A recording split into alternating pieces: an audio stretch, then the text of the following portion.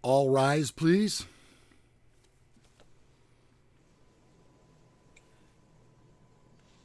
You are here for Mass, Sunday morning Mass with Men Are So Smart for Sunday, January the 31st of the year 2021. And now, a reading from the book of Bro, according to Evander Brolyfield. All bros like steak. A bro always offers his bro a drink when getting one for himself. A bro never willingly relinquishes possession of a remote control. No. And finally this morning, a bro shall not wear his cell phone on a belt clip. Or in a fanny pack. Somebody told me that fanny packs are making their way back. And then another person said they never went out of style. God, let's hope that's not true. I guess it just depends on who's wearing it. You know? Yes. Well, I know there's that one commercial where the guy is Dr. Rick. And he teaches people, I think it's Liberty Mutual commercial maybe, teaches people how not to be their parents. Right. And one of the guys is wearing a fanny pack in there. I mean, in the late 80s, early 90s. It's generational. I saw hundreds of fanny packs, and I was fine with them. But, yeah, they have kind of gone the way of Cabbage Patch dolls. So I can honestly say I never had one. A fanny pack or a Cabbage Patch doll? Either. I had a Cabbage Patch doll on a belt clip once. Yeah, those Dr. Rick commercials are funny. They're the best. All right, it's time for... He's got blue hair. Good morning to everyone except Megan Fox and Machine Gun Kelly. Oh. Do you know who those two are? Yeah, he's like a white rapper, isn't he? With a bunch of tattoos, and she's his girl, I think. Is she? She's pretty darn cute. She used to be with Brian Austin Green from Bev Hills 90210. Yeah. Wasn't that his name, Brian Austin Green? I think it is. Oh well. Anyway, they were together, and they had kids together, and she just up and left. Well, there's no. No. Hey, so in the room so far. Oh yeah, right. Mm-hmm. Melanie's here. She was first in. Good job. Good job, Melanie. Wow, she's really been looking forward to the show then. Yes. And then Katie. Hello, Matt Katie. McGrew. Hi, Maddie. Tisha McGrew. Good to have her aboard. Let's see. Vicky's here. Randy is here. Jason's here from Tulsa. Oh, good. They arrived safely. Yeah, they got all kind of settled in a little bit. And they got Salty dog. They got a crooked fireplace. I saw that. It's a little off center. A little off center? Yeah, a little bit. Salty Dog is here. Hi, bud. Sakara is here. Mm-hmm. Let me see. And David Pisano's here. So many of the normal crew. And then Rick texted me last night. He's home and on the mend. Rick had been a little bit under the weather. Yeah, for about 2 weeks. We're not going to really talk about it. It's kind of personal. It's up to him if he wants to come on and comment on that. But we can all wish him well. Yes, absolutely. We have missed Rick in the chat for sure. So, it's been, I think, at least 2 weeks. And he says he's home, he feels better, and he's on the mend. So I hope he has a a written excuse if he's not here today. Although I know he had said before he was watching, like kind of on the down low. So, probably watching it maybe afterwards. So we may be able to cut him a little bit more slack. Oh, no. No. No. No, of course we can. All right. Oh, my cat. Let me move the cat. Go on. Oh, crap. She moved the page, too. Oh. Well, I guess that's the end of the show. Goodbye, folks. Oh, boy, that's great, cat. Here we go. Machine Gun Kelly.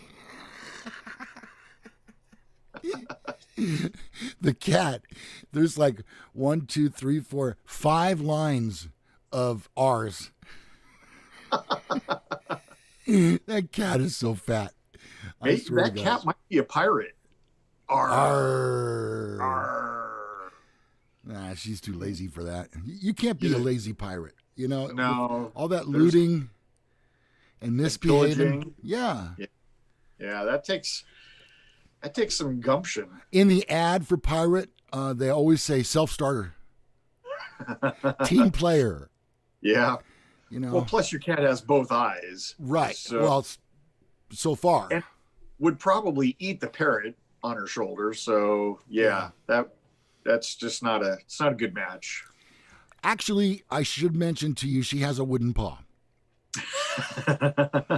And she wears a hook on it. She's on the right track. Yeah. She pretty much rules the neighborhood. Nobody wants to mess with her. Let's see. Oh, God. Anything going on in the chat here? How does it feel to have the lockdown lifted? Asked David Paisano. Good question. Come on. There you go. So our lockdown is lifted, but we're still in the strictest tier, the purple tier, which means that most things are still closed. You can have outdoor dining, like in patios or whatever, but it is still kind of restrictive. I'm really just waiting for my gym to open up. It's crazy. I just can't. It's been closed for 10 months. You need to get you one of them Pelotons. My buddy Grant just bought it's called a training platform or something from Costco to the tune of about $1,700. But Ron, it's an investment in his health. It'll become a coat rack in about 2 years. Yeah, as do all treadmills and what have you. The cat just tried to jump from the chair to the desk, and I blocked it. I thwarted her efforts. Now she's just pissed. This garage, there she goes. This garage is not big enough for the two of us, cat. At some point, the cat will get revenge for that. I know. Yeah. It's coming. Our cat used to, because the cat used to sleep on the bed. Uh-huh. And if you wiggled your toes in your sleep, oh, yeah, they would be attacked. Mm-hmm. And that is the definition of a rude awakening. I know. You know how men can be where you get cut and you didn't even know you were cut there. You just all of a sudden you go, whoa, I'm bleeding profusely. Yep. That's what she does in the middle of the night.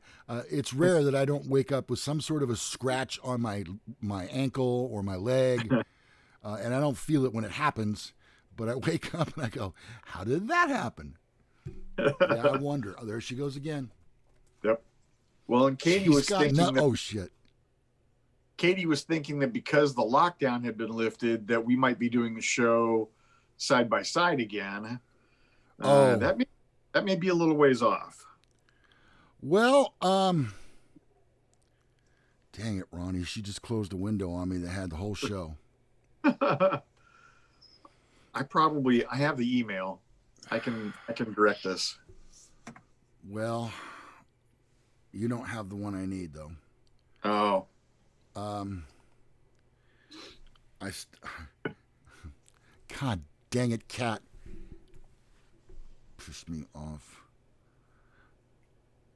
So just talk amongst yourselves. Yeah, yeah. Just I told you no good can come of having this cat out here. She's a big, fat pain in the ass. You're gonna have to get with her people and get her under control. She's a little bit like Megan Fox right now. She's out there. Yeah, she's way out there. Yep. Oh, So on a side note, yes. I have some pretty good news this week. Good. My house, my mom's house, it closed. All the inspections were complete, and I got a big fat check in my possession. So yeah, now I'm ready to put my deposit down on the Corvette. Now there is a little caveat to that. Mm-hmm. I'm kind of waiting for the 2022 Z06 Corvette, and now there's some mumblings that it might be delayed a whole year. Everything's been pushed back leading up to that. You'd have to assume that was going to happen. Yeah, and then midweek last week they stopped production at Bowling Green, which is where they make the Corvettes, Bowling Green, Kentucky, because the chip suppliers for computers was not. They had to close down because of COVID. Somebody had COVID or something, so they stopped sending chips out. So a lot of manufacturers have stopped production. If they didn't have a back stock of chips, they've had to stop production. So anyway, I don't know. I'm also kind of looking, if you're out there, after you get done with the show, take this note down: Lexus LC 500. Sounds familiar. Then, yeah, take a look at it on YouTube after the show. It's Lexus's kind of their flagship model, and it's kind of a Corvette wannabe type of a thing. It's like 480 horsepower. It's quite a bit heavier than the Corvette, but it's got a nice rumble to it like you wouldn't believe. So, what are you saying? I'm saying that it might have to tide me over until the 2023 Corvette Z06 comes out. Huh. So, and then David Paisano brings up an interesting thing. Uh-huh. The GM announced last week that by 2035 they will be all electric vehicles. Right. Which there is already a Corvette planned to be all electric. I can't remember what it's called. Maybe the Grand Sport. Maybe the Grand Sport's going to be a hybrid. I can't remember. But anyway, it may be the end of the Corvette when they do that. My feeling, however, though, is that they will still be, if you're all electric, except for maybe 2 lines, I don't know how they can do an electric truck. So they'll probably still have a heavy duty truck, and I would hope that they'll still have a Corvette because it's part of the company since 1953. So we'll see. We'll see what that does. By 2035, I probably won't be in any mood to be driving anywhere anyway. So you think so? All right. Damn it, Ronnie. You know what? You got the story for DB Cooper because the cat erased it. Oh, yeah. Let me. If you don't have it, never mind. I'll just move on. I can pull it up on here. I had it on my. No, phone. It'll take too long. I've got the chat going on my phone. I bring it up because we've done 2 shows in our library on DB Cooper, who was the famous hijacker, or actually one of the very first, who got on a plane and somehow snuck a bomb, allegedly, onto the plane, and then asked for why $200,000. Why that? I don't know. Why not? They gave them. They did. And allegedly, he jumped out of the plane. And because planes are big and they're fast, I've heard that. I've always said that I got to catch a plane, and you know how fast they are. He jumped out, and nobody's really sure what they were over or where he would have landed, or if Somewhere, it was, I believe, in the Pacific Northwest. yes, I want to say Washington. Washington, Oregon, in that area. I think they've kind of narrowed it down to somewhere in Oregon. Okay, I have the story up here. Okay, give us a little bit of it. Okay, one of the main suspects in the infamous unsolved hijacking of a flight from Portland to Seattle 50 years ago now, carried out by the mysterious D.B. Cooper, has died in California at the age of 94. And with him, the secret? Question mark? Let's read on.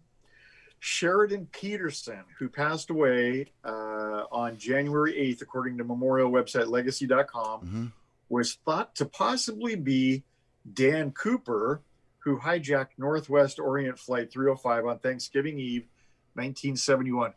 Wow, that's a long time ago, but you know what? I remember it very, very distinctly.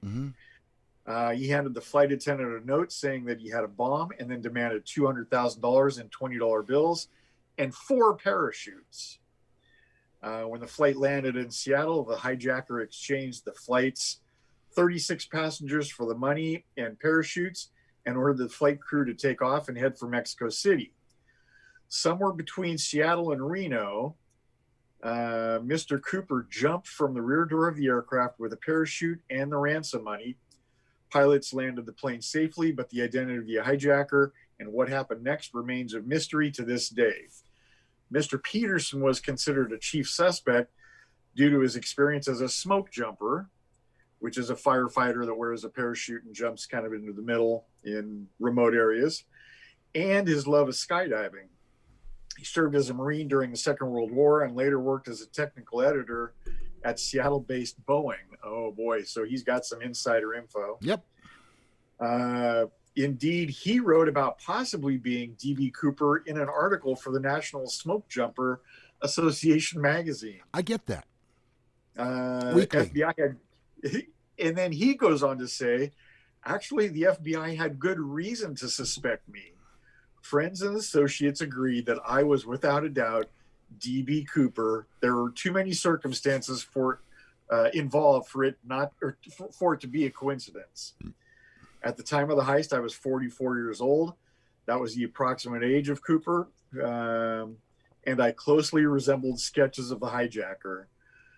On another occasion, a photo came to light from a Boeing newsletter showing him dressed in exactly the same manner as the hijacker was said to have been during the 71 flight. Wow. Kind of strange. Mr. Peterson insisted that he was in Nepal at the time of the hijacking, but nevertheless was still considered a prime suspect by the FBI. DNA collected from a tie Mr. Cooper was wearing on the plane has been tested, but no match was found. What about this dude? Mr. Peterson, by no means the only person identified as D.B. Cooper. An HBO documentary released in 2020 called The Mystery of D.B. Cooper profiled several contenders. And I think that in our shows, we went over at least three different people who had, one of them was in the military. I think he was maybe that was this guy. I can't remember. But I think so. Well, look, I tell you what, ahead of our posting our show today, I went ahead and I put the 2 links to the 2 D.B. Cooper shows that we did. And you can go back and watch those after you watch today's show. You can just click on the link. It'll be in the description below. Okay. So, well, and then in the very last part of this story, it says in 1980, a young boy found a rotting package of $20 bills, but it only totaled up to $5,800. And those serial numbers matched those of the ransom money, leading credence to the theory. So he landed. Now, whether he landed near that package, I tend to believe that I don't think anybody would, you know, would take off, would land safely and then not take the money with them. So Right. possibly this part of the money got left behind somehow. Maybe that was for taxes. He probably set it aside for taxes. Yeah, that's a good call. Taxes were high back in the 70s. Sure. Oil embargoes. All right. Moving into relationship news. No marriage is perfect. Wow. To that I say, duh. But after being together for years and years, couples have gotten a thing or two figured out. So, Ronnie, what we have here today is marriage tips from longtime couples that's kept them together all these years. And I thought we'd go over a few of these. Okay? All right. First of all, say these 3 words every day. No, not I love you. How about where's my dinner? That's the 3 words. Where's my dinner? And the response should be in fewer than 3 words if possible, but in your room is good. All right, so they're not I love you, it's can I help? Ooh, I think I have said that once or twice Yeah, no, not me. in 35 years. Yeah. In this list of ways couples can stay together for longer years, the next up is we discovered it's important to have independent hobbies and the freedom to do them without pressure or guilt from your spouse. I cannot stress this strong enough. Now, I'm not a relationship expert, nor do I play one on the YouTubes. What about Mr. Romance? I am Mr. Romance, and you know Valentine's Day is coming up. Yes, we'll be expecting a tip from Mr. Romance. No doubt. And he always is spot on, Ronnie. You know, remember the year he thought about giving a bowling ball? Solid gold. Well, what people That's don't some see, solid- they go bowling ball. Now that's tacky. No, you can have a bowling ball engraved, Ronnie. That's true. Very personal. Maybe with her initials. Wouldn't she love to see you bowling strikes with the bowling ball that you got her? Yeah. You know what my, what's the term? A love word, you know, or nickname for my spouse is. And I'm thinking, the reason I think of this is because I think it looked good on a bowling ball. I refer to the missus as baboon. Yes. She loves it. It's a term of endearment. That's the word I was looking for, yeah. Yes. Yes. So now she doesn't bowl, but still. She's not Polish? No, but only by marriage. Which is a curse. You have to bowl. You're Polish. It's the law. All right. So have independent hobbies that interest you, and you don't have to do it with your spouse. Yep. Next up, and this is key. Man, this is key. Especially if you haven't been married for a long time. You haven't. Okay? Don't let the kids turn you against each other. And they will try. They will try that. They'll play mom against dad every time. Yep. Oh, mom said it was okay. Mm-hmm. And then Well, I guess it's okay then. Yeah, and then you go to mom and you go, did you tell them it was okay to do that? No. No. I didn't say that. Yeah, exactly. Yep. Dad got played again. Kids they're ruthless. Longtime couples share the marriage tip that's kept them together all these years. Next up, whoops, that's an ad. Find a way to split chores. Yep. Now, the way that I interpret that is when it's time to do chores, you should split. That does not work.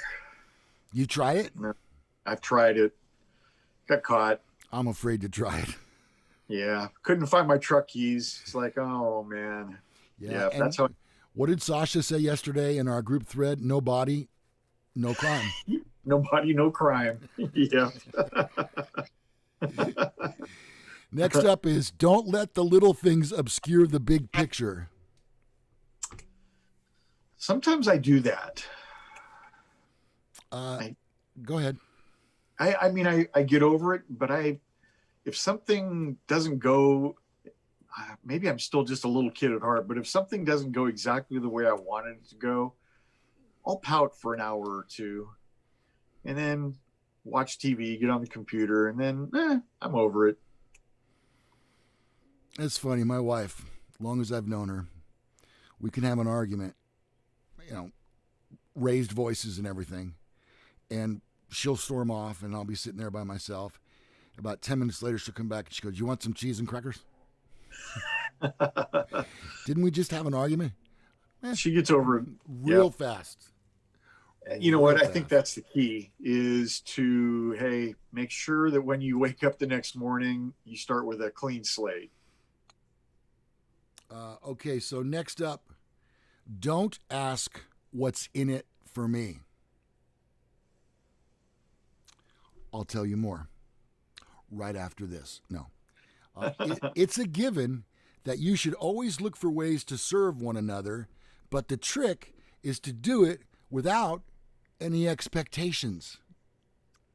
We do it because we love each other, says this couple, not because we expect something in return. Yeah, my thing is when something's being done, I'm pretty sure there's nothing in it for me. It's fallen in your lap, so there can't possibly be anything in it. Right. Yeah, there's never anything in it for me, right. Which is fine. Yeah. I'm a simple man. I don't need a lot. Well, my home life situation is that my daughter, who's 24, and my son-in-law and my grandson live in our house. and with my grandson, I gotta lower my voice because people might be sleeping. With my grandson here, there is constant toys on top of toys, on top of games. If I could turn this computer around and show my laptop around and show you the bicycles, the drift tricycles, the race cars, the karts, you wouldn't believe it. I mean, there is just so much stuff that's gathered up that I would just like to take a big front end and push it out of the garage. Yep. I'm right with you. I mean, we have stuff. My garage, I have the money now to have my Camaro restored. I just can't get it out of the garage. I know. There's so much stuff piled on top of that. I cannot get it out of the garage. So I don't know. Hey, before we go on with our list here, I wanted to let you know that today in our Mantasy draft, it will be Robin Williams movies. Yes. Ronnie. So if you want, now would be a good time to start putting them in the chat. Yeah, that'll be straight ahead. What are people saying in the chat right now, Ron? I'll take a little break. So it's kind of quiet. Rick has made his appearance. He said good morning. Oh, terrific. Let's see. Oh, David Pisano says regarding DB Cooper, he says the hijacker had specific knowledge of the cargo doors and targeted that specific plane. Definitely inside job. So, and I think that we kind of touched on that also back when we were doing the shows on DB Cooper, that it was somebody, man, it just had to be the perfect storm for everything to line up for that guy. He had parachuting experience. He had knowledge of planes. The back door. Yeah. I mean, so there were a lot of little pieces that all had to fall into place, and they did, and he got away with it. Now, for $200,000, would you take that chance today? No. Heck no. No. $200,000 is nothing these days, really. Of course, if it were me, I'd like to have $2 million in ones. That's going to be a big bag, Mr. Gallagher. I know. Well, and you know what's funny is, so I usually the airlines people, I always try to get a high number. So I'm one of the first people on. And when I sit, I like to sit at the emergency doors because the seats in front of you, they don't recline. And there's a little, I don't know, there's probably about 4 inches extra of room, which is amazing on a plane. So, but looking at the door, I don't know if I'd be able to get it open. I don't know how to work it. They just tell you, are you prepared to open the door if it need be? Well, I'm prepared to try. Yeah, sure. So, but it really is. It probably is something that the first time you do it, a little awkward. I know it was for me. Yeah. You're right. You're right. The first time was awkward. Very. Kind of like this show every week. That's what she said. Tisha says, poor Mrs. Gallagher. Yes, she's not wrong. What's a man spreader? That is David Paisano says. Yeah, like when you're sitting in assigned seating and you spread your legs open a little bit. Oh, yeah. Yeah, so that the people next to you have to do this. Right, or touch your leg. Yeah. Yeah.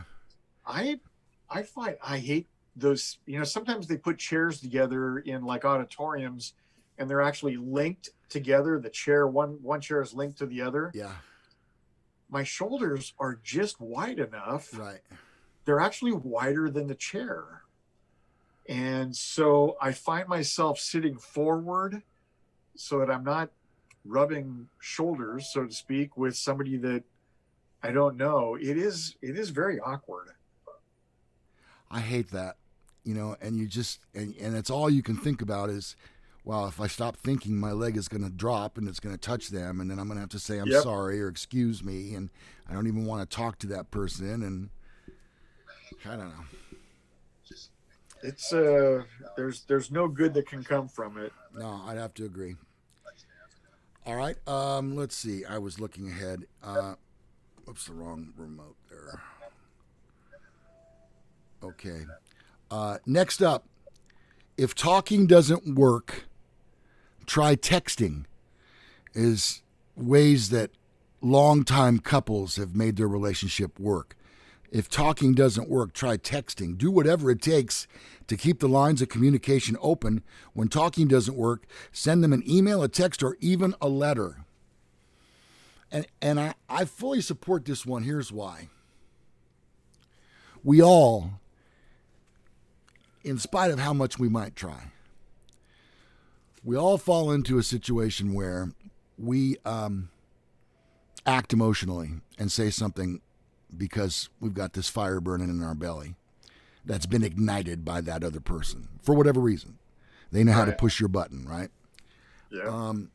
And sometimes when you just take a step back and then write it, you realize maybe it wasn't such a big deal after all, or conversely, it was, and now what you've done is you've thoughtfully composed a letter to that person that says exactly how you were feeling.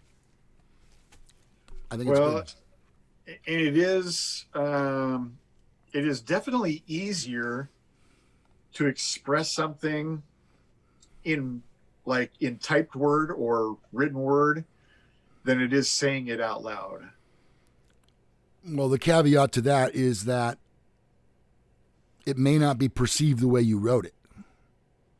True, because you can't pick up inflections in the voice, but still, it's better than nothing.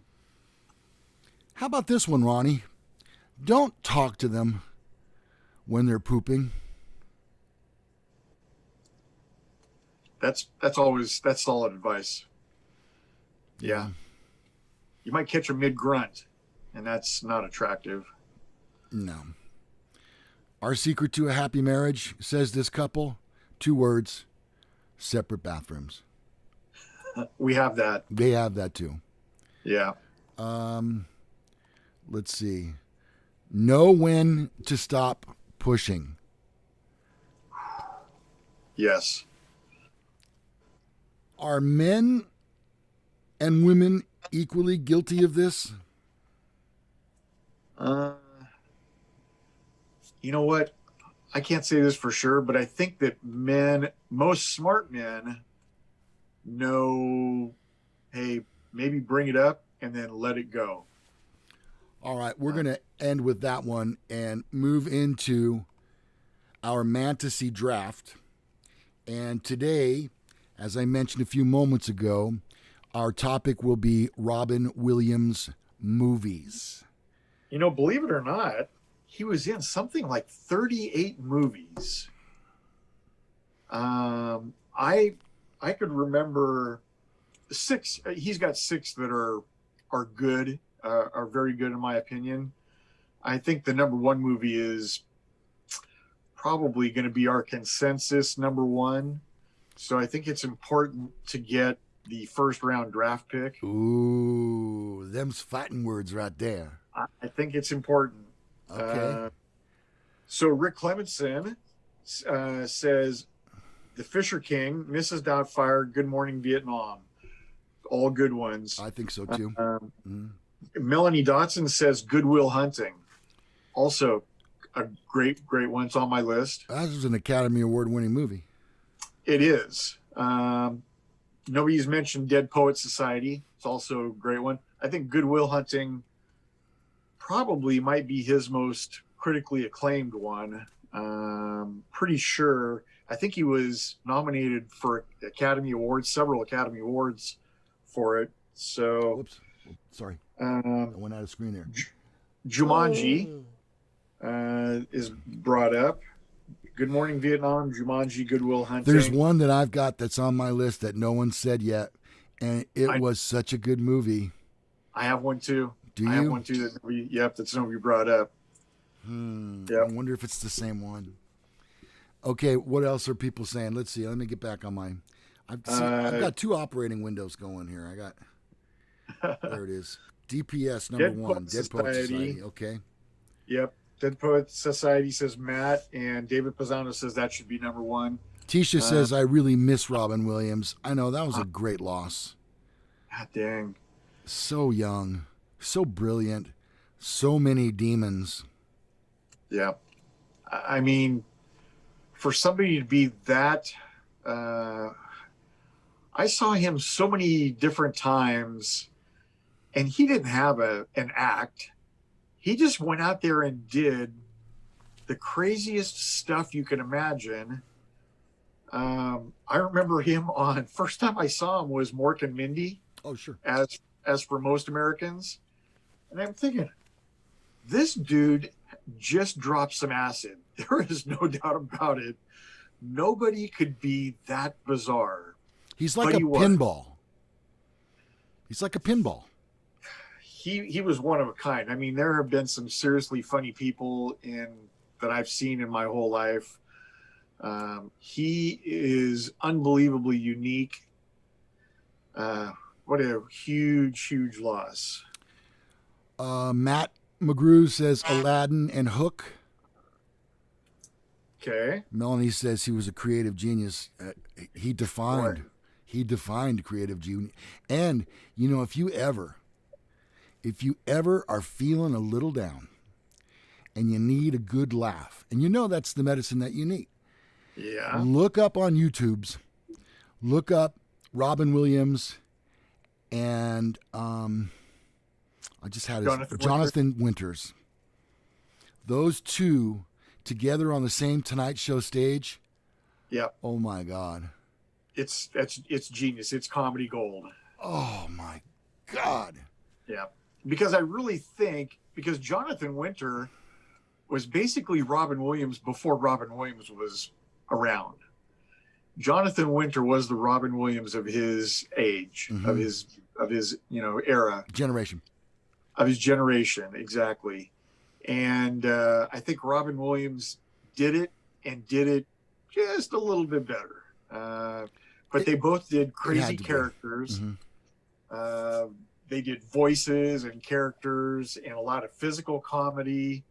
And they're both out of the same mold. But I think back in the day when Jonathan Winters was doing it, it was a little bit more restrictive of what you could actually do and get away with. And that had all gone away by the time Robin Williams made the scene. So, yeah, he is definitely missed. So, yes, we're in the middle of our Mantasy draft, and we'll cut off our suggestions and get to our game now. We know how you love this game. Once we have picked our 3 movie teams each, 6 in total, then we will ask you, our viewers, to please vote on who you believe has the best 3 movie team. yep. Okay, and some thought goes into this for us. Well, and I still have 2 on my list. Everything else on my list has been mentioned, but I still have 2 that nobody's mentioned. Paisano says Popeye. You know what? I was not a fan of Popeye. I thought his portrayal of him was very good, but I thought the movie was poorly done. So, but he looked like freaking Popeye. Oh, I know, huh? And those arms. Yeah. And the one eye closed and the pipe. Yeah, he was Popeye. Yeah. All right, Ronnie. Says Jack. Let's do our rock, paper, scissors here. Let's see how we're doing on time. Okay. Here's my hand. Before we do that, it looks kind of like I got the background blue screen taken care of today. Yes. My hands aren't disappearing. My head's not going out of the shot. Yep. You wouldn't believe what I had to do. It looks like a cartoon version of your actual garage. No, my actual garage is far messier than this. I could lift this blue screen behind me here, and you would see that Christmas deluge. And it pushes all the way over to the door. Okay, so Ronnie, here we go. I'm going to throw rock. Okay. And 1, 2, 3, shoot. Oh, you got me. See? I was right in your head again. I said I was going to throw rock. But this time I said he's not going to throw rock. He's not going to do that twice in a row? Is that what you said? Damn it. I'm glad I won because I really think that number 1 pick, which I will not defer, has got to be Good Morning Vietnam. All right, fair enough. And I give you that one. And I knew you were going to take that. And you're writing these down, Ronald? Yes. Okay, buddy. All right, so now the way our draft works is Ron he won, so he got to go first. But in going first, you then give to the second person who has 2 guesses or 2 nominations. 2 picks. What am I saying? All right, I'm going to go with Good Will Hunting. Uh-huh. Mrs. Doubtfire. Solid. You're up for 2, Ron. Okay, hold on. Let me get this down. Hello. Hello. Doubtfire. Okay. All right. And so I'm going to go with one that I did. Oh, I actually did see it in the chat. I'm going to go with Aladdin. Okay. We should have said that. By all means, animate are okay. Yes, because Aladdin, the genie was Robin Williams. The genius was Robin Williams. He was not playing the genie. He was playing Robin Williams. Mm-hmm. That was such a role that was typecast. That was yes, exactly. Nobody else. I play myself and be wrong for the part. And then for my third pick, wait a minute. Oh yeah. Okay. Yeah, my last. I had thought about, and I'll tell you, the 2 that I'm thinking of that didn't make the list. World According to Garp. Have it. And Moscow on the Hudson. Both, I saw that. I almost forgot about that one. Yeah, both very, very good movies. But I think I have to go with Dead Poets Society. Damn it. Yep. Okay, well, then I tell you what I'm going to do. Ronnie, go ahead and give your 3. Okay, I have good. I'm sorry, I have got Good Morning Vietnam. Right. I've got Aladdin, Mm-hmm. and I've got Dead Poets Society. That's a really strong team, Ronnie. I have Mrs. Doubtfire, Goodwill Goodwill Hunting. Hunting, and here's where I'm gonna go a little bit out on the fringe here, Ron. Okay. Okay, so for some of you that are like me and you've dug deep into the catalog that is Robin Williams and you've seen a lot of his movies, you know that this was one of his really greatest performances, Cadillac Man. Oh wow. I can't. Cadillac Man. He played a car salesman who gets involved in a holdup at the dealership. You know what? I do vaguely. I don't think I've ever seen the whole movie. I think I've stumbled across it on HBO or something. It's really good, Ron. Okay. Really All right. good. He's so All right. good in that role. All right, so there you have it, folks. And now Ronnie will quickly do the recap once again. Okay. I've got Good Morning Vietnam. Good Morning Vietnam. And Aladdin and Dead Poet Society. Lou has Goodwill Hunting, Mrs. Doubtfire, and Cadillac Man. Yep. Okay, so far, Matt McGrew says, great start, Sweet Lou. I don't think that's a vote yet, though. No. Melanie says Lou for the win. Mel, did you see Cadillac Man, Mel? And then Matt does give you a vote after that. So. Oh, okay. And Tisha does also. So there's 3-0. My good buddy Otis Magoo says, got to go with Ronnie on this one. Thank you, Otis. Okay. Appreciate that. Rick says me, so that's 3-2. Dang. Melanie says, yes, I did. Yeah, that was awesome. Okay, get your votes in now. Come on. I think that my first pick was really strong. And I thought that Aladdin was really the essence of Robin Williams. And I thought I would just throw, because you got to put Dead Poet Society in there. So it's going to be, I thought I had a more solid team, but apparently I think people are really liking your Goodwill Hunting, which of course he was Academy Award nominee. Mrs. Doubtfire. Okay, Kathy says me. Kathy, I thought we had something. I missed David's vote. Hey, Jim Black is back. He's back in black. David votes. So, it's 4-3 now. 4-3 me. 5-3. Jim Black says me. Didn't you hear what I just said? Welcome back, Jim Black. He's back in black. But he's never heard that. Let's see. Salty says you for the win. Cadillac Man's good, but Salty. Yeah, thank you. Thank you, Salty. Yep. He really, and he's got some movies out there that were kind of dark. Whoops, also. Mm-hmm. He has a couple movies when I was researching these that are very less known because they were kind of suspense, so outside of his normal window, but he was, he could do anything. So Katie says she can't choose. We'll have to rock, paper, scissors for a vote. I'm just going to count that as half a vote for each of us. Oh, that no one ever wins with a half a vote. I don't think that serves a purpose. Hey, by the way, since Rick Clemenson's here with us, did you ask him about your issue with him? Oh, well, he's excused. He's here now. So Rick, were thinking but about Ronnie, he was. I don't even want to say it. He was. Rick, you were late today. You have I think we're going to let you slide this week. He's usually the first or second one in. So my hands. I'm cutting him a little bit of slack this week. The man's been a little sick. Fair enough. Yeah. And if I didn't say it already, great to have Tisha again. I'm glad you're feeling a little better. Yes. Yep. Oh, Melanie says, just remembered the Birdcage movie. Yeah, I did see that in a hotel once.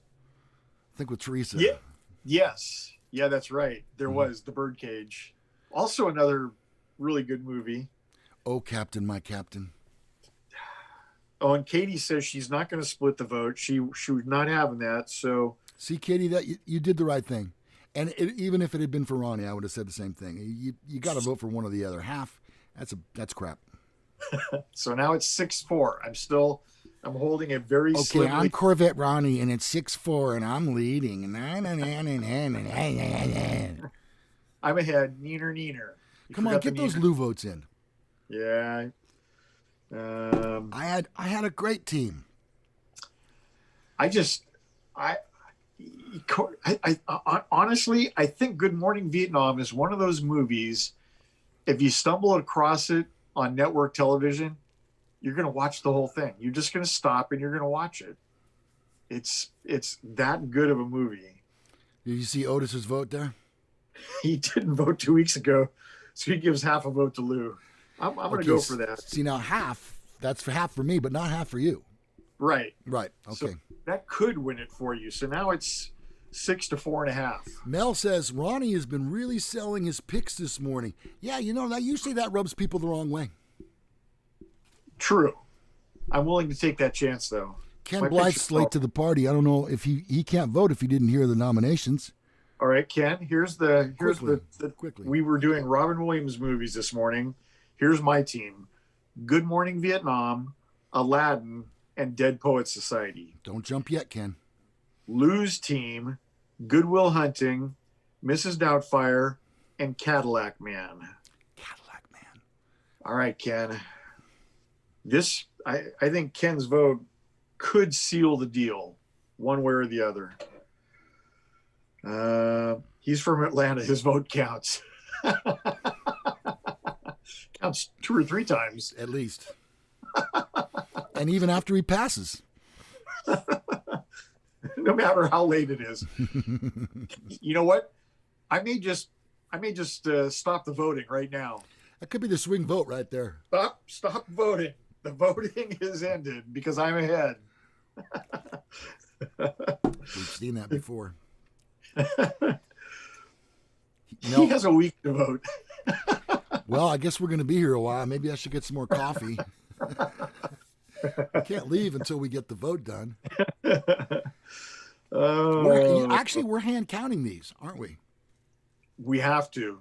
That's a new rule now in voting procedure. Is chat rooming voting? Is that the same as mail-in voting? Sure. Yeah. Wait. Oh, now Kenny's changing her vote. What the hell? You can't change your vote. 80. Solid. Yeah. Dead Poet Society. Thank you. That is me. Yeah, he went with Good Will Hunting, which was also a good pick. Unfortunately, once your ballot's been dropped, it's been dropped. And Ken Blythe says Ronnie for the win. We're done, Ron. So it's 7-4.5. I concede. So you made a really, really strong run at the end, but and the half vote almost put you close. But I'm taking the win. Thank you all. Okay, Ronnie, let's move into entertainment news this week. Whoops, I got the wrong mouse there. ABC is officially turning back the clock to the 1960s. The Alphabet Network has ordered a pilot for a reboot of The Wonder Years. Oh.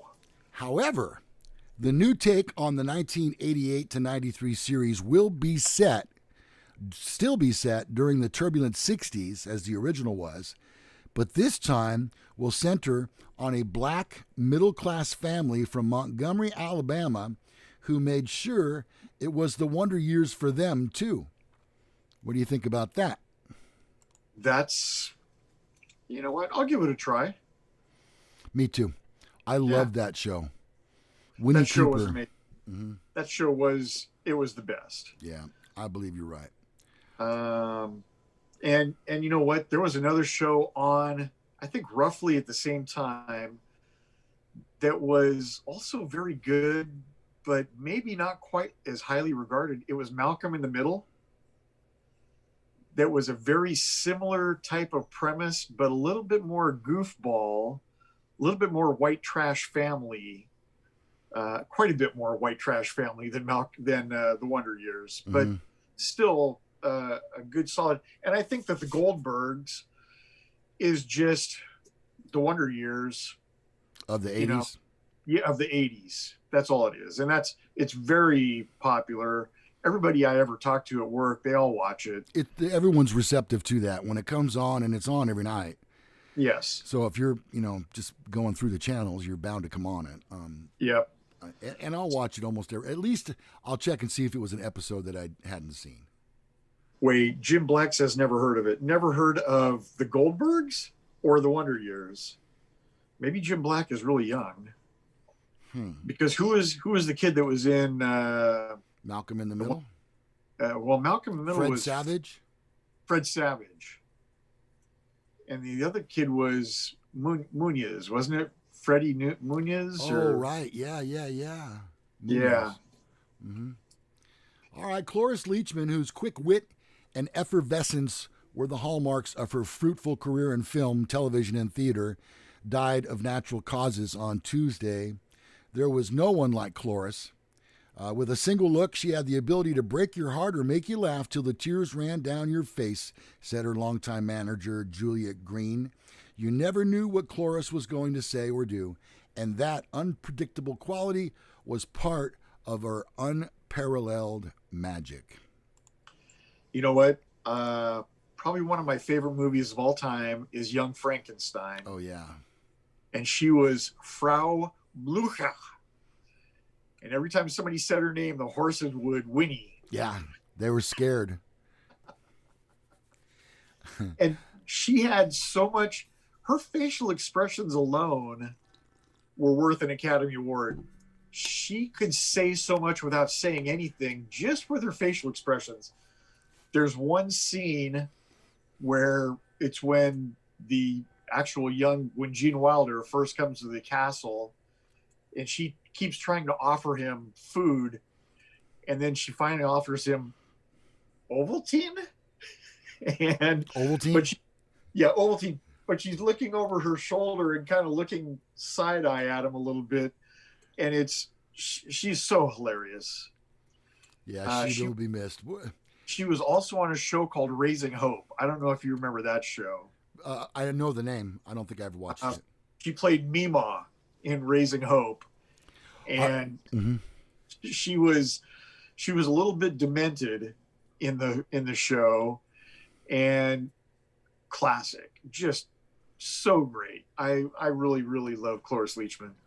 Hilton Valentine, the original guitarist for the Animals, who played the opening riff on their hit song House of the Rising Sun, has passed. He was 77 years old.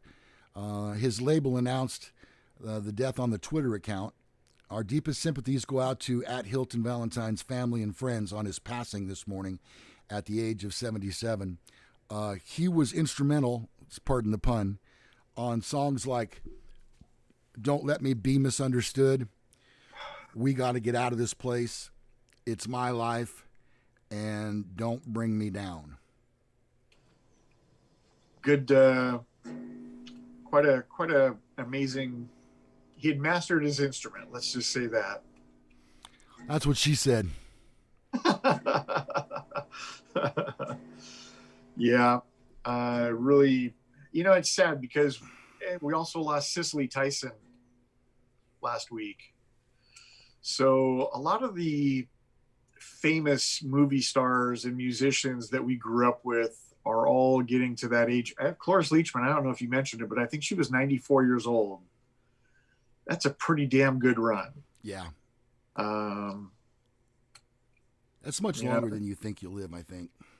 I don't anticipate living anywhere near that. Yeah. So, I mean, it'd be nice, but I don't think I will. Who knows? Kevin Nealon was the victim in a home burglary in which the crooks got away with more than $100,000 in property and valuables. TMZ reports that the former SNL funny man wasn't home for a few days, and the thieves broke in while he was away. When Kevin returned, he discovered the burglary. The crooks say they got away with the crooks got away with about 6 figures worth of jewelry and handbags. Police feel that Kevin wasn't targeted and believe it was a random hit. I've never seen Kevin with a handbag, but I imagine he has some nice ones. Well, I think normally his MO is he matches his shoes to his purse. So it would depend. And you know what? I think Kevin Nealon, he did a bit on Saturday Night Live. I don't know what he called it, but he would be carrying on a conversation, and then he would throw in like a very monotone, like he would say, Mike Tyson, possibly the greatest boxer, roid rage of all time. He would throw in these words that would more accurately describe somebody or something. Oh, I know what you mean. Yes.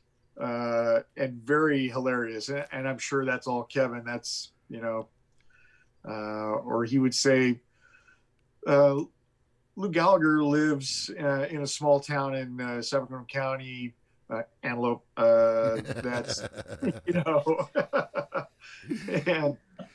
but he really was. He was, still is. And he does a podcast I've seen before. Actually, it's probably like a vlog where he goes hiking with celebrities, and he talks to them. He kind of interviews them as they're out for these hikes. I think I saw an episode of that. Yeah, it's interesting, and I really do love Kevin Nealon. He's on a TV show. I'm not sure if it's been canceled or what. It's called Man with a Plan. Right, with Joey from Friends. With Joey, Matt LeBlanc. And it's a good TV show, and he plays Matt's brother. Yeah, and they're in construction, a family business. Yes, yeah. And he is just classic Kevin Nealon, very funny guy. He's a big dork. He is, yeah, yep. All right, let's end on this note today, Ronnie.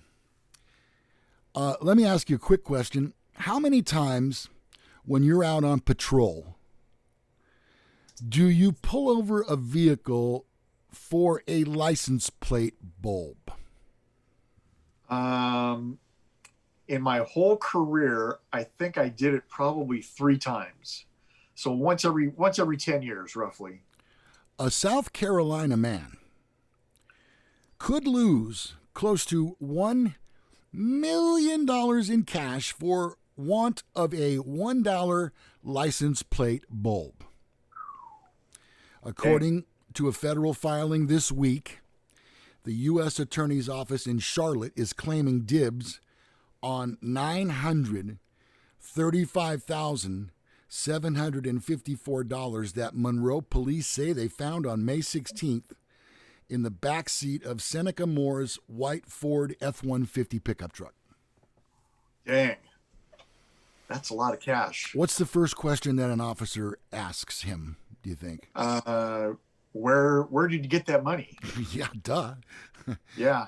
A federal prosecutor says the stash is suspected drug money. Really? That's unusual. Yeah, it seems odd. No place for it in this story. And could have ties to a notorious East Coast gang. On Friday, the feds filed a warrant to actually arrest the money. Now, what? Now it will be up to a judge to decide whether they get it for good. Moore later confessed he was on his way from South Carolina to Houston to buy an unknown amount of marijuana. Is that how you say it? I think that's close. At $400 a pound from a man he met in prison. But that's not the point. That's just coincidence. Just happens to have met a guy in prison who... All right, so there you have it. If you've got $935,000, Ronnie. Yeah, I have a third of that. Well, don't be riding around with that in your backseat of your truck. I told my wife because I had to go to the title company to pick up that check. Yeah. And I said, if I'm not home in 30 minutes, somebody who saw me walk out with that check in my hand. And I know you. You said, find out where Lou was. Yeah. See if he's got an alibi. Okay, Ronnie, that's going to wrap up our show this week. While you're there on the YouTubes, please go ahead and like the show. We would appreciate that. We've been doing a lot better with the amount of likes because people are doing that at this part of the show now. That's true. Flip Yeah, that's over right. there and see. It just says 7 likes right now. 7 and 21 people watching. So I know not everybody. There's 8. All right, somebody stepped up. Yeah. Yeah, I see it. Sakar says she's back in time for the ending. Kathy Garcia says Subliminal Man. That's it. Kevin Exactly. Nealon, yeah. Yes. Uh-huh. Yep. Matt says, good show. It was canceled, man, with a plan. Oh, that's too bad. That really was a good show. You know, sometimes, though, a show reaches its natural conclusion. I kind of feel like the Big Bang Theory reached its natural conclusion. I think I'd agree with you. I've seen every episode. I feel like Modern Family reached its natural conclusion. I'd have to agree there as well. So sometimes a show, but I don't think Man with a Plan was quite there yet. Well, it really hadn't. It hadn't racked up enough seasons, honestly. It was on for 3 seasons, you know. Probably 3 or 4. Yeah. So it was a good show. I think it could have. You know, I've had a lot of my favorite shows though get canceled, and it's like, well, I don't know what to do. So stick around if you're thinking of leaving. You never want to leave before we actually go off the air. Hopefully, I'll get it right this week, and we won't be on for 10 minutes afterwards. Salty just said that he likes to throw caution to the wind and give us a thumbs up at the very beginning of the show. Well, you're gambling there because you don't know what you're going to get. You got a 50-50 shot. You know, try it. You can always unthumbs up if it's very disappointing. My cable was out all day yesterday. I don't know. Somebody hit a transformer or something or other. I don't know what the hell it was. Yeah. Anyway, I didn't have like a whole day to sit and plan this show. So when that happens, all bets are off. Seat of the pants. We're up to 16 likes. Hey, you know, while you're clicking stuff, click that subscribe button as well, okay? Couldn't hurt. No, we really need it. In fact, we have a really good week right now. Not only are we up in views, we're up in minutes viewed, and we're up in subscribers and likes. And also, 61% of people that watch are already subscribed to the channel. So there's an available 39% out there that needs to subscribe. We need it to thrive and grow the show.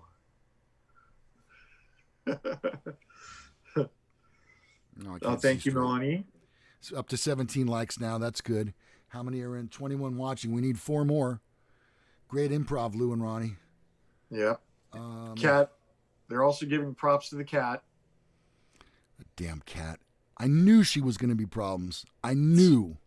Stole the show. Yep, stole the show. Damn cat. Okay. All right. Don't forget to join us next Sunday for our pre-Super Bowl show. What's that? Oh, Super Bowl? You've never heard of that? It's this little game they play. Oh, okay. With just any 2 teams that'll show up. Is it dodgeball? No, it's kind of like a Thanksgiving football game.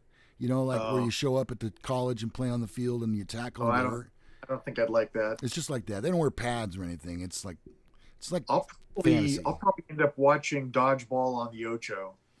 On the Ocho? Yeah. Okay. All right. Great show, gentlemen. The Honeymooners were only on 1 season and is a classic to this day. Jackie Gleason. And away we go. To the moon, Alice. I know. He always had that cocktail and a cigarette. He and Dean Martin. Oh, by the way, because I keep forgetting to say this. As of January 21st, what is today? The 31st, so 10 days ago. As of January 21st, I have been cigarette-free for 6 months. Wow. They said it couldn't be done. And you know what? Your skin actually looks, I think your skin looks better. It's, I don't know. It's possible, Ron. Yeah, I don't Um, know. when it made me think when I just did this, it's so habit forming that I immediately wanted one. Yeah. But, and I've mentioned this too, not only have I built up a resistance to, and lost all the cravings to smoke, I am not drinking a whole lot of coffee either. This is the first time since last Sunday when I've actually had a cup of coffee. Dang. And I feel like, honestly, if there was something else I need to give up, I could do it. And you know what? If you look, I'm gonna do this right now. You folks know exactly how much we care about you viewers, Yep. and that's no BS. And I guarantee it. We care about each and every single one of you guys. And so, if you're a person who's a smoker, and you're wondering whether you could quit smoking, get a hold of me either through text or through email, and I'll tell you how I went about it, and I'll try to help you quit smoking as well, if I can. I mean, I'm not a doctor, nor do I sell a non-smoking thing. I know the secret, though, and I can share it with you. It's probably, it's probably one of the biggest vices in America. And it might be one of the worst things for you that you can buy legally. Well, I'll tell you, I had a doctor's appointment on Thursday, Ronnie, with my neurosurgeon with regard to my neck surgery. And I can tell you that the girl who was doing the pre-screening, before he came in, Yeah. she said to me, so you quit smoking? I said, yes. She goes, how long ago? I go, 6 months. She goes, that's terrific. Now, you don't vape, do you? Yeah. And see, some people swap that out. They quit the smoking the cigarettes and they go to the vape cigarettes or whatever. Yeah. And I didn't think I could do that. It would just Honestly, be trading one for the other. I don't think there's a big advantage. Cigarettes are a known entity. We all know what's in cigarettes. Vape, there's no FDA approval. Exactly. For anything that's in a vape. That's exactly what the doctor said too. And so they could put anything in there. I think you might be better off smoking than with a vape. Well, I don't endorse that, but neither one are good. Yeah, because see, my son-in-law does. He's a big vapor, and one of those guys that takes a humongous hit off of that whatever you call it cigarette thing, yeah. And then blows out a cloud of smoke that's as big as a cloud in the sky. Right. And I'm just thinking all of that had to go into your lungs first. Yeah, I see that at a stoplight. Somebody will have their window rolled down, and then it looks like there's, their car, the inside of their car is on fire. Like that has been a portion of that's been absorbed by your body, so it can't be good. Just don't even think about trying that. Don't even get started on that habit. Vaping is not a good thing. No. That's what she stressed to me. All right, so we hope that you'll have a great weekend, or what's left of it, your Sunday, if you will. We appreciate you coming to M.A.S.S. We will be back with you next Sunday morning, and that will be our Super Bowl show. And Ronnie has not been watching any football whatsoever. I, on the other hand, caved. Huh? All right. I've watched some highlights on YouTube. On the tubes? Yeah, but no NFL team gets paid for like a brief, when a private guy goes through and puts down 5 minutes worth of highlights. So read what Ken Blythe had to say there, Ronnie. I saw that. Football, a game where a bunch of men dress up and go hug and tackle each other, trying to gain access to each other's zone via ball kicking and throwing. To this day, there's an awful lot of ass slapping that goes on in football. I saw that the other day where somebody like on the defense patted the quarterback on the butt, and he turned around really fast, like, what? You don't touch my butt. Hey, and again, real quickly here, I was watching an old Goose Gossage clip the other day. Oh, yeah. He was a closer. Yankees ace. Yes. And he had just had a 3-up, 3-down, ninth inning to save a win. He came on, 2 men on, no outs, 3-up, 3-down to save the game. And you know what they did afterwards? They all went through and shook each other's hand. It was so refreshing to see no fist bumps, no elbow bumps, no jumping up and chest bumping. They shook hands and they walked off the field. Wow. That was the Yankees under George Steinbrenner. Oh, okay. They weren't even really allowed to have mustaches or beards. That was just the rule if you were a Yankee. And so that may have been the case. They may have outlawed those things. But I agree with you. There's something to be said for a good handshake. And I'll tell you, if you don't have, and I know you're not supposed to be shaking hands in this time of pandemic, but if you don't have a good handshake, I'm telling you, people lose respect for you.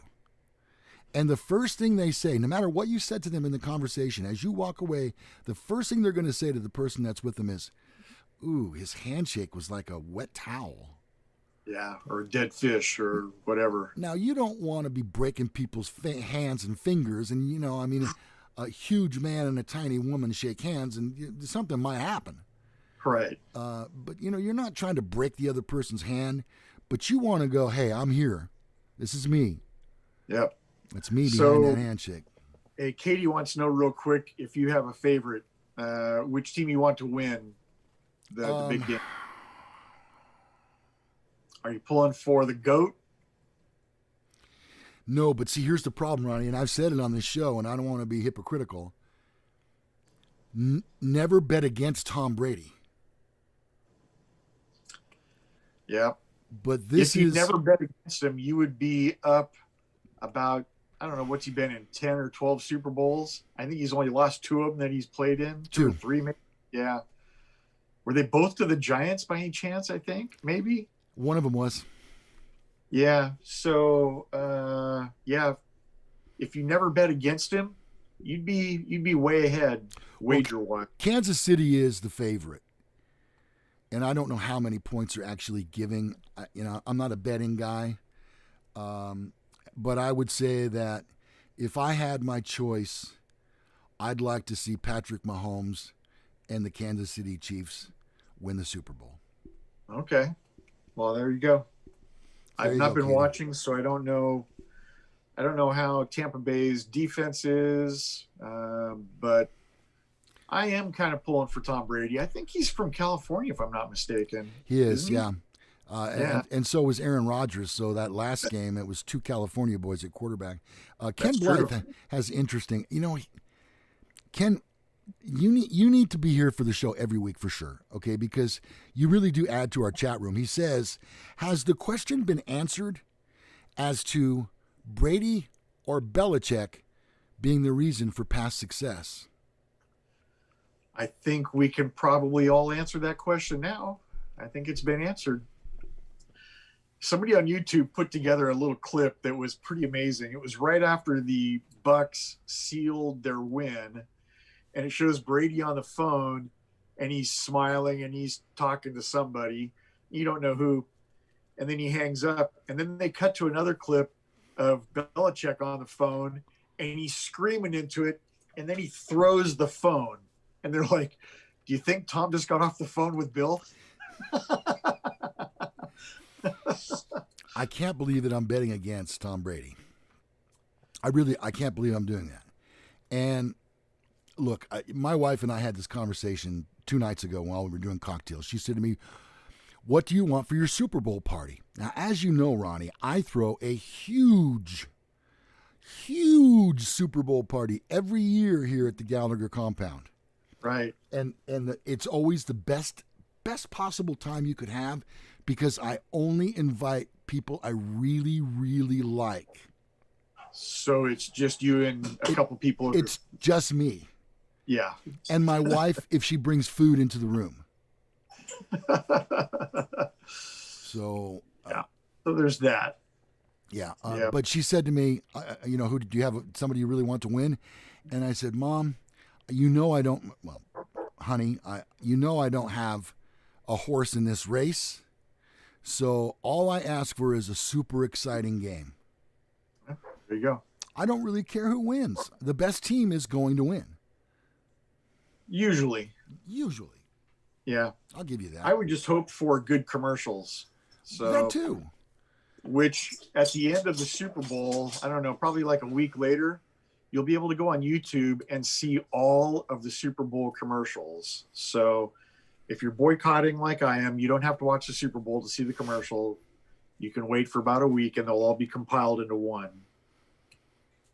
All right.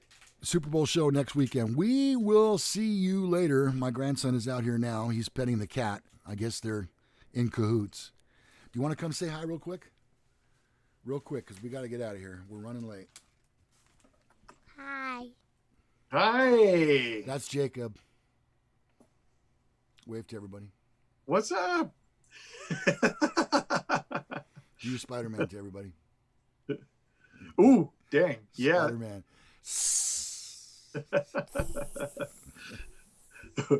What kind of a shirt is he wearing? What kind of what? What kind of a shirt is he wearing? He's not wearing a shirt. He never wears clothes. He always runs around in his underwear. Make sure you just shoot him from the waist up then. No. There you go. Nice. Yeah. All right, Jacob. We have to go, okay? All right, Ronnie. I hope you have a good week. Yeah, definitely. I will. Hey, you know what? Buy a t-shirt today. Or a hoodie if you're in cold weather. Buy a t-shirt or a hoodie. They're on eBay.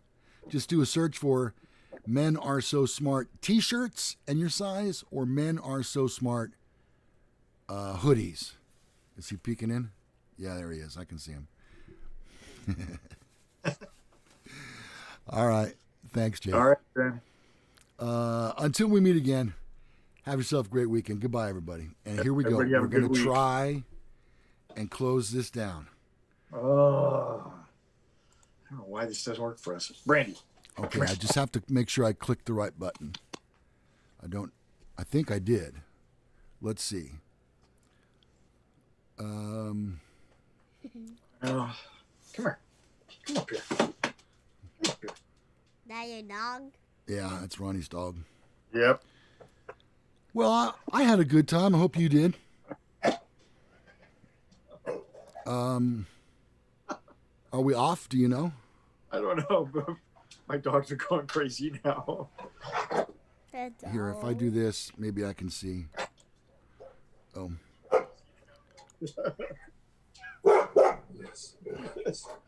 What's all the commotion? Get that dog. Get that dog some water. Yeah, give him some drink and water. Yeah, don't talk like a baby, all right? You're 5. No, I'm not 5, I'm 4. You'll be 5 soon. On my birthday. On your birthday? All right. Let's see here. Oh, did I take this off? Shoot. Okay.